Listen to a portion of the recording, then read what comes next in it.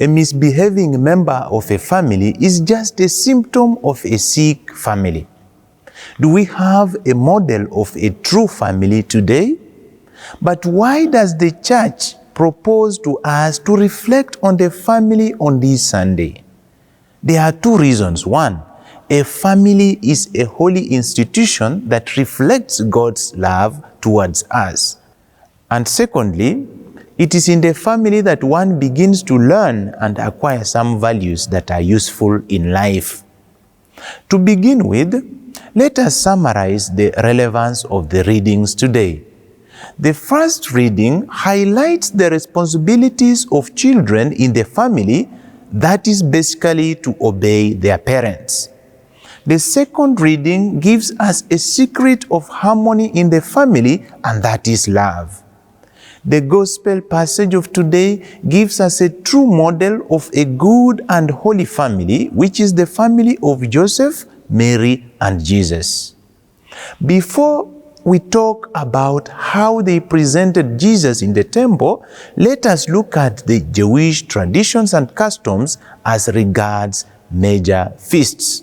Traditionally, there were 3 pilgrimages to Jerusalem that was to be made yearly, particularly during major feasts. However, for those who were poor and lived far away from Jerusalem, they made pilgrimage once per year. Therefore, the Holy Family of Joseph, Mary, and Jesus falls in this category. St. Luke, in this gospel passage, emphasizes the willingness of Joseph and Mary to fulfill what was prescribed in the law of the Lord, and even they personally presented Jesus in the temple when he was 12 years old. They are simply following an example of Hannah, who presented Samuel in the house of the Lord. 1 Samuel chapter 1 from verses 22-24. On the other hand, the Holy Family meets 2 important personalities in the temple who represents the saints in the Bible. These are Simeon and Anna, the prophetess. Anna is from the tribe of Asher in the northern kingdom, whereas Simeon is from the southern kingdom. Therefore, Jesus here is making 2 kingdoms to be united, as well as to make us be united as a family. These 2 figures reveal openly the fulfillment of God's promises through the person of Jesus Christ. Here we can see a temple family that is made up of the old and the young, in which the old generation, which is represented by Simeon and Anna, who is 7 times the age of Jesus. Looking at our society today, what is the role of our grandparents in our families?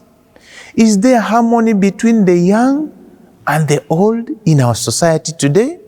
How is this Holy Family considered a real model for us, and yet we know that they didn't have neither a house to stay, nor land to cultivate, nor a car to drive as a family?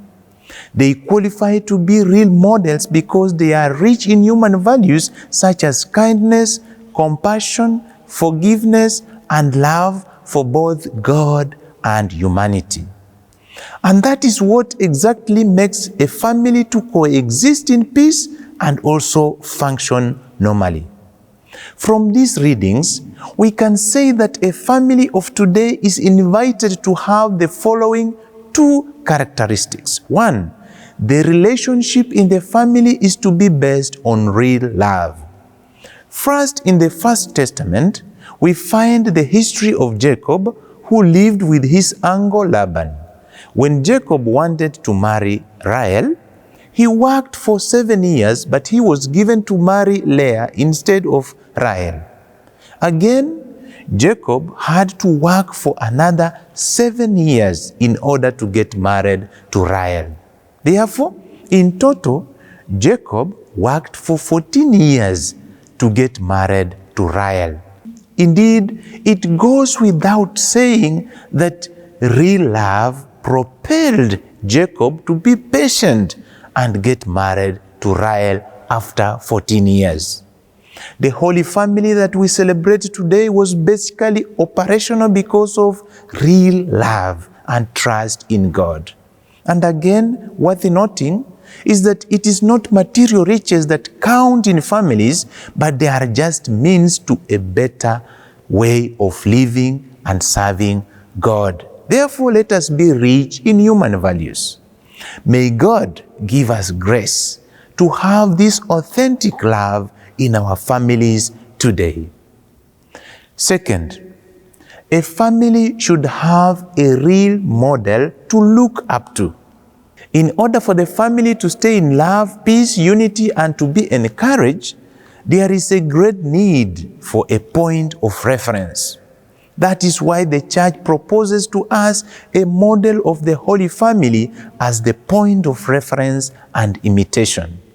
But why is this so? And yet we know so many examples in the First Testament especially that we can emulate. Let us test some now. First, the family of Adam and Eve. But they obeyed the serpent. Therefore, it is not a good model for families. Second, Abel and Cain. But we know that Cain killed his brother Abel. Therefore, it is not a good and best model for families to emulate. Third, the family of Isaac and Rebekah. But for them, there was confusion as regards blessings for the firstborn. Hence, it is not a best model for the families. Fourth, the family of Abraham and Sarah that really believed in God and they had faith. However, one day Sarah proposes to Abraham to have a child with his servant called Hagar.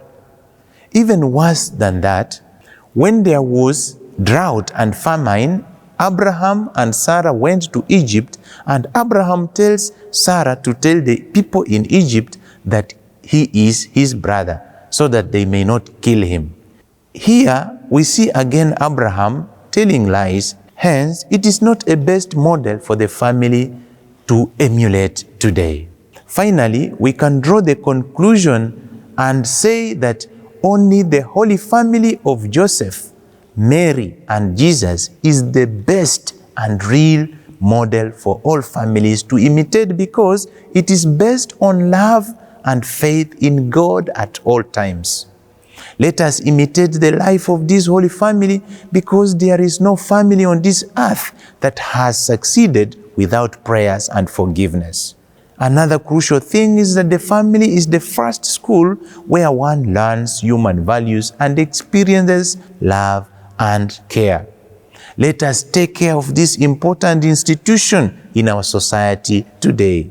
How good and how blessed it would be when we meet all of our parents and children in heaven one day. Let us work in collaboration with one another in our various families. A family that prays together, shares together, and solidly stays together. Amen. Have a blessed Sunday and Happy New Year.